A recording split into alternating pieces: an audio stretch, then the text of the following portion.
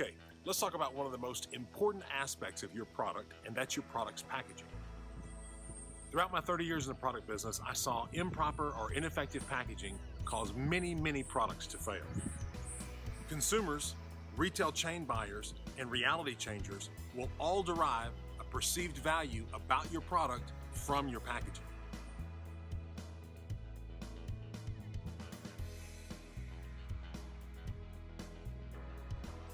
Your package needs to communicate your value proposition in a crystal clear fashion.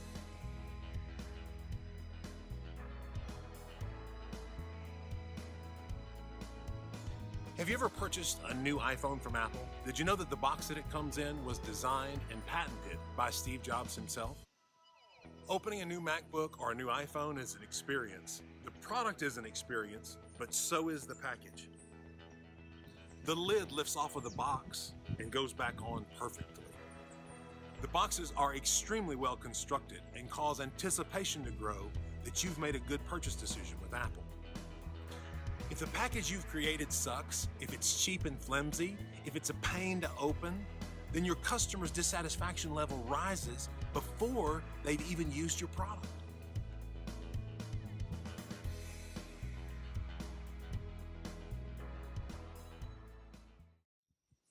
Let me give you an example of how bad packaging can cause dissatisfaction. We were contracted to improve a package for a top-selling brand of cookware on Amazon. So we took them from a 1980s Brady Bunch design to a package that would compete with any major brand presently in Bed Bath & Beyond.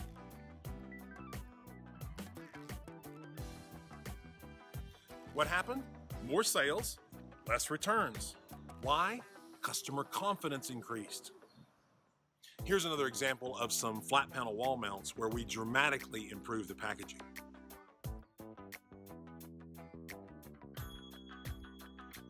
We got the same results with this package change. As soon as it was done, sales increased and returns declined. Allow me to give you some stark truth about product packages.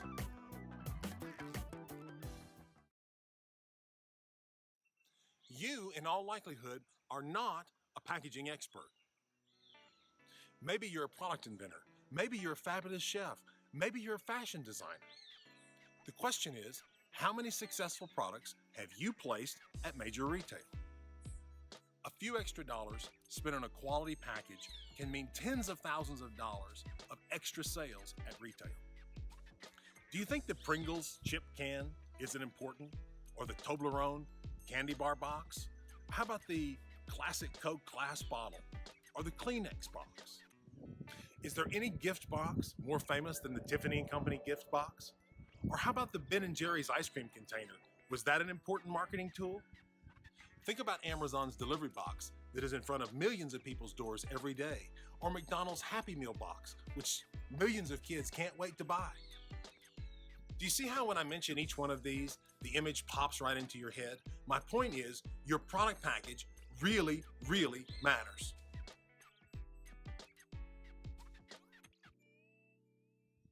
Colors matter. The quality of your printing matters. The quality of your box itself matters. We've done testing that shows that changing the font on a product package can dramatically increase or decrease sales. I have a font expert that I consult with when I'm creating packages just to be sure I'm doing the very best I can for my clients.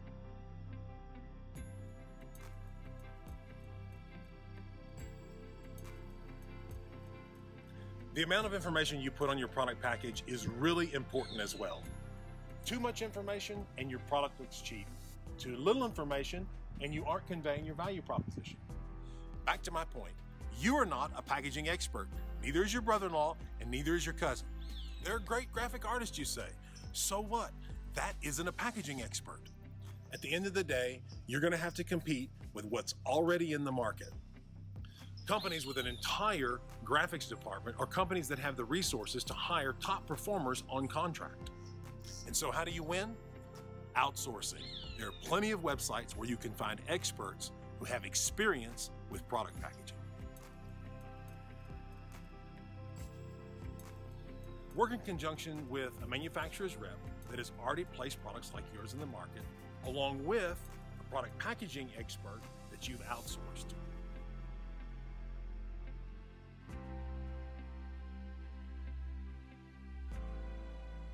Some packaging experts have a staff, including graphic artists, to offer you a one-stop solution. But before you hire anyone to design your product package, do yourself a favor and do some good old-fashioned legwork.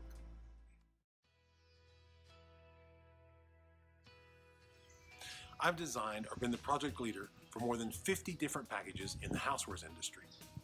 I've spent hours and hours standing in the housewares section of Target, Bed Bath & Beyond, Dillard's, Macy's, Williams-Sonoma, you name it.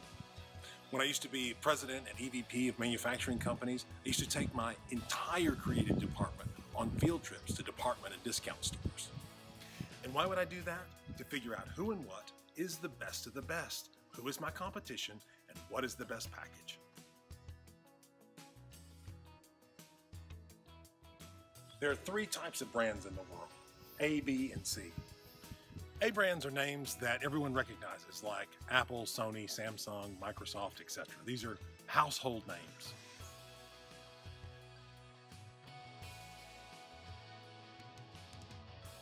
A-level brands in the housewares business would be people like Braun, KitchenAid, Pyrex, or Tefal. These are the icons of the housewares business that you'll always find in the major department stores like Macy's or Dillard's. You'll notice that A brands very often just print their logo on the front of the box with very little other information. It's the marketing behind the brand that is carrying the product sales. B brands are those that only some people recognize.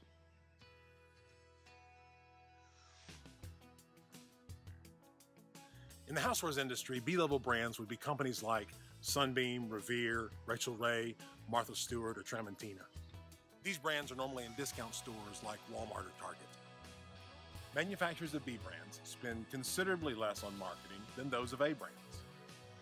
Many times, B brands are surviving just off of co-op marketing, which means they pay the retail chains to include them in their ads, and the information they have on the box itself.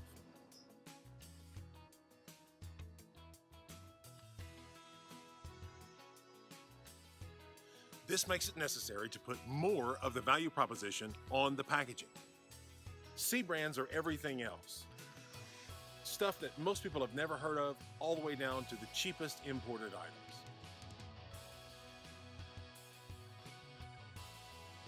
What you need to do is study packaging from B brands on down. In the B and C level brands is where you're going to have to compete, and it's that packaging that you're going to have to beat.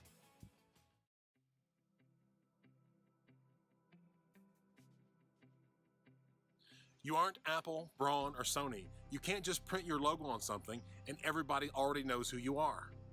Those companies told their story a long time ago. Your story is yet to be told. I'm assuming that you're not starting with millions in backing for marketing. You've not told your story yet, and your packaging is going to have to do it for you.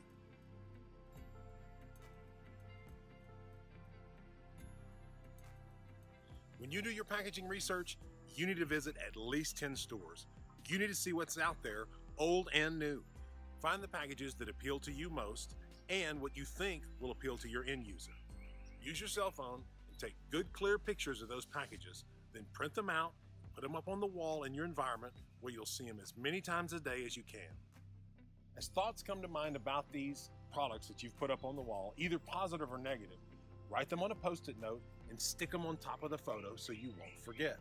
Then, stare at those photos for days, or better even, weeks, and the right design will begin to emerge. Remember, you need to do this research before you hire a package designer.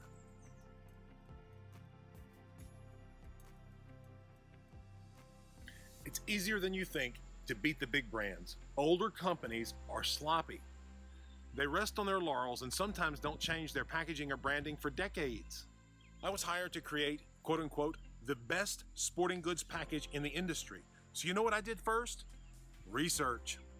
Hours and hours in Bass Pro, Dick's Sporting Goods, Academy Sports, anywhere I could find with the knife section. You know what I found in my research? Laziness. Old brands who were sitting on their hands. Gerber was using Bear Grylls for all of their packaging during that period, and clearly they were the winner in the industry. But I had something better than Bear Grylls to work with, one of the top motorcycle companies in the world, and so I delivered this. Okay, let me reiterate again how to create a great package that will increase sales, impress reality changers, and tell the right story. First, go do some research. Take some photos, put them on the wall, and then contemplate how you're going to beat them all.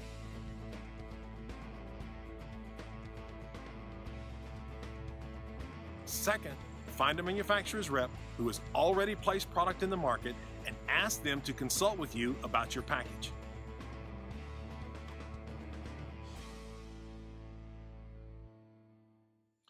Third, use an outsourcing service to find a graphic artist who already has experience creating packages within your industry.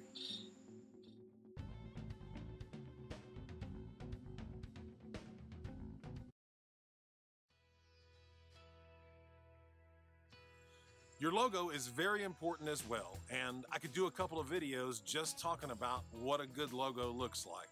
But instead, it's not our topic for today. Allow me to tell you just a short story that reiterates my point. In 1986, Steve Jobs paid designer Paul Rand $100,000 to design a logo for his next computer company.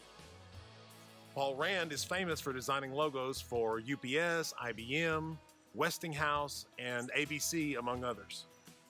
You can actually Google and download the report that Paul delivered to Steve. It's a handful of pages for which he paid $100,000. Why would Jobs pay so much? Because logos communicate a lot about who you are and what you're doing. But more than that, great logo transmits emotion and feeling. Some people might say, but yeah, who remembers Next Computer? How about the people who paid almost $500 million for it? Apple purchased Next for $429 million, and Steve got the helm of his company back. Do you think when that deal went down, Steve thought to himself, man, I really overpaid for that logo? Your image matters. When your brother-in-law does your logo for free, it's worth exactly what you paid for it. When ShittyLogosFast.com does your logo for $99, it shows. Please remember, you're not a logo expert.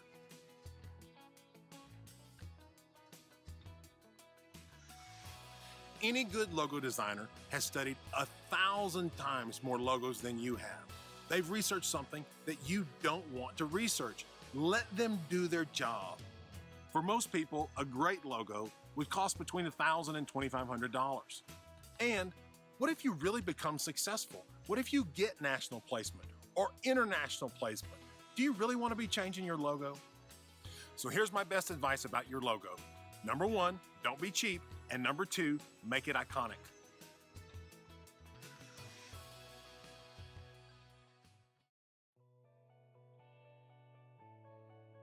Now let's talk about your branding. Your branding is your visual vernacular. It's your unique language across all of your marketing that says who you are, unique from everyone else. The way that you represent yourself across all media, including your packaging, should be harmonious. For example, make sure your website matches your packaging and your packaging matches your website. Business cards, sales sheets, shipping boxes, Instagram posts, everything needs to be spoken in one language. Everything needs to look like it's coming from just one source. This is a good example where Apple applies. Everything Apple matches. It all looks like it goes together. Isn't it worth a small investment of your time in your fonts and colors to make sure that they're not going to need to be radically changed 12 or 18 months from now? Again, this is a video about packaging, but please take your branding seriously as well. I want to take some time now to discuss what I believe to be the number one most important thing about a product placed at retail, and that is the 3-second rule.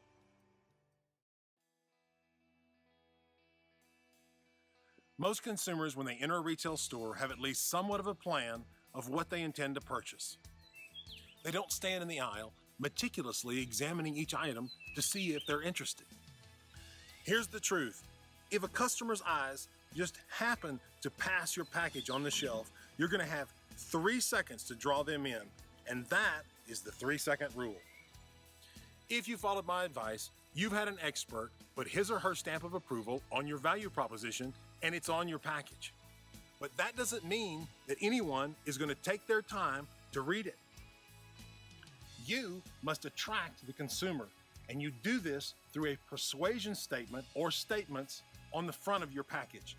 The As Seen on TV industry are masters at this.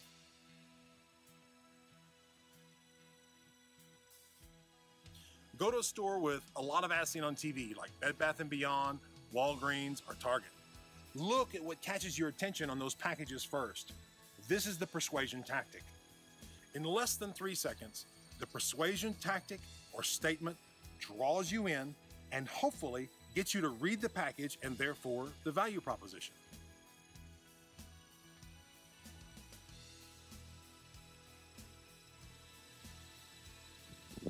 Persuasion in and of itself could be a video series, but let me leave you with a 27-word nugget of wisdom that you should always keep in mind. People will do anything for those who encourage their dreams, justify their failures, allay their fears, confirm their suspicions, and help them throw rocks at their enemies.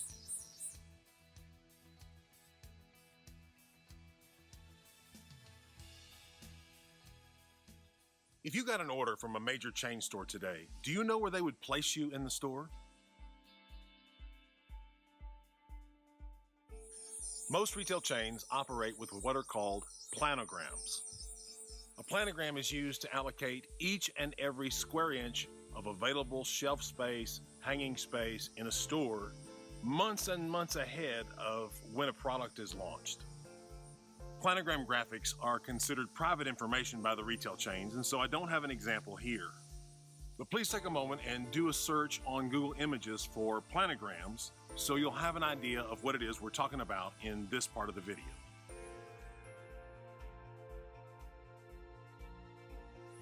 If you get placement in a major retail chain, likely they will need 6 months or more in order to fit you into the planogram. What if, for example, you've created the wrong package size for your product and stores in general just don't have a place to put you? Seriously, I've seen this happen many times before. Another good reason to contact a manufacturer's rep who has placed product in your category before at retail so you can get his advice about the size of your product package. Maybe your product will be tested on an end cap, which is that shelf section at the end of an aisle, or maybe it'll be on a clip strip on the aisle itself.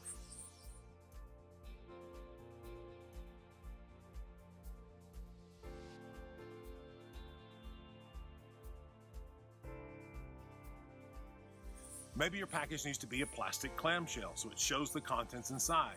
Maybe it needs to be a full color box. Maybe that full color box needs a window in the front. Will your product sit on the shelf or will it hang on the wall? Or maybe it needs to do both. A good manufacturer's rep can give you a lot, if not all, of this information. Many times, new offerings inside a retail chain start out in a PDQ or a floor standing display.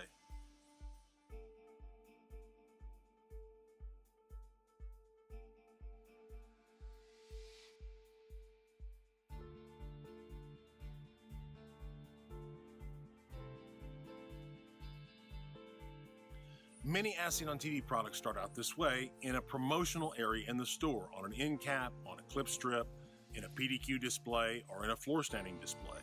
Then after the item shows success, they'll move it into an aisle, into prime real estate, and into a planogram. This is called going inline.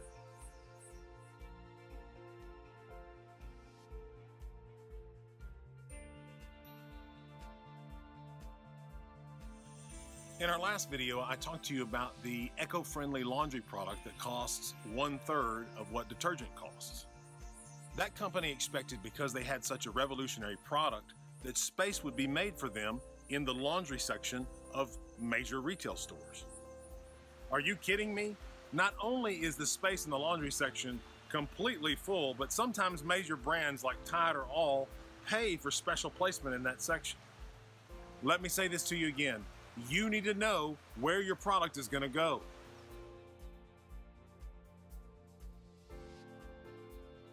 There are a number of compliance issues that may be required of your product's package in order for you to sell in specific retail chains. So let's have a discussion about that.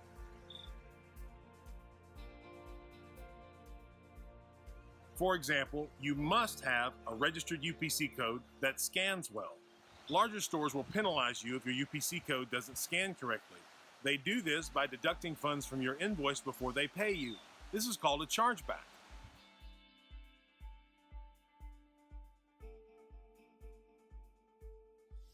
Anything about your package which is inconsistent with the retail chain's policies can trigger a chargeback. Or, if the violation is serious enough, it can cause a PO or purchase order cancellation, at which time all of your merchandise gets returned to you at your expense. Another compliance issue is the provenance of Quebec in Canada. They require that all products sold within that province have packaging in French and instructions in French. We used to sell to a number of chains in Canada, including Canadian Tire, Excess Cargo, Giant Tiger, and others. If one of my manufacturers didn't think to put English and French on their package, they could exclude themselves from hundreds of store placements. One more example, we once sold the topsy-turvy tomato gardens to a chain of stores in Pennsylvania. The manufacturer whom we represented didn't know that any product sold in Pennsylvania which contained seeds needs special labeling. As a result of that compliance issue, all of the product had to be removed from the store shelves, sent to a special warehouse where a particular label was applied, and then all of the product sent back out into the stores, and all of that was done at my expense. Needless to say, when it was all said and done, after all of the expense of labeling and moving the product and putting it back in the stores, no profit was made whatsoever. Let me urge you once more, if you're planning on national or regional retail placement, speak with a manufacturer's rep in your industry who can tell you about hidden requirements you may be missing before you print your package.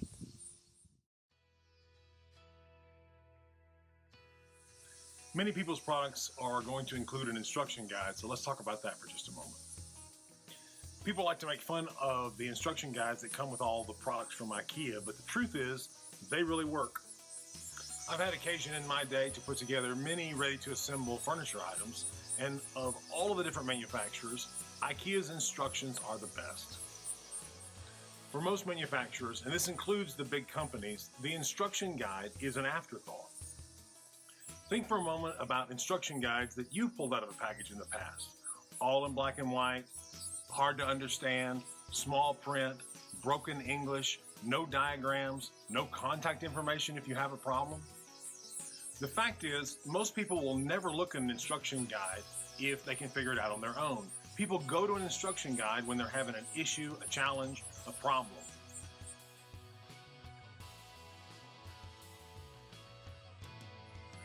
The time to show the integrity of your customer service is when your customer has a challenge or a problem.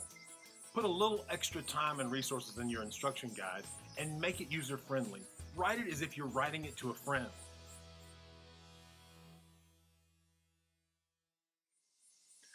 Before we leave the subject of packaging, it seems appropriate that we talk about warranties. If at all possible, offer the consumer a satisfaction guarantee, or even better, a money-back guarantee, and show them that you're trustworthy. Here's a simple fact for you. The more you stand behind your product, the more people are going to be standing behind you.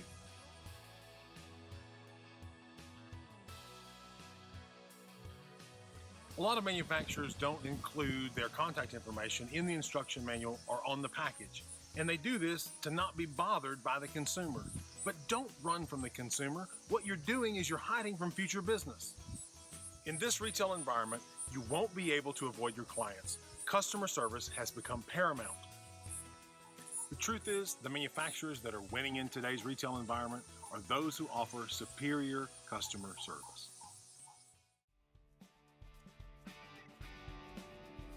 Okay, just a couple more comments about product packaging. Your product package represents who you are as a manufacturer and who you are as a product developer. It is your face in the retail market. And since it's your face in the market, let's make sure you don't look like you just rolled out of bed.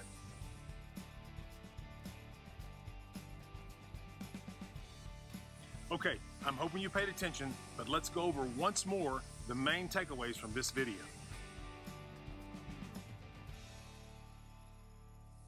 Number one, do some research. Find out who your competition is, and then determine how you can beat them by creating a superior product package.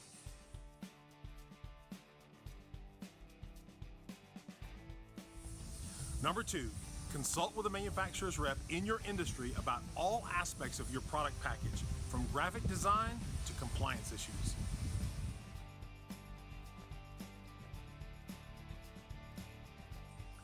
And number 3, hire a graphic artist with product package experience, or hire a product packaging expert to make sure that your product package transmits your value proposition in the best way possible.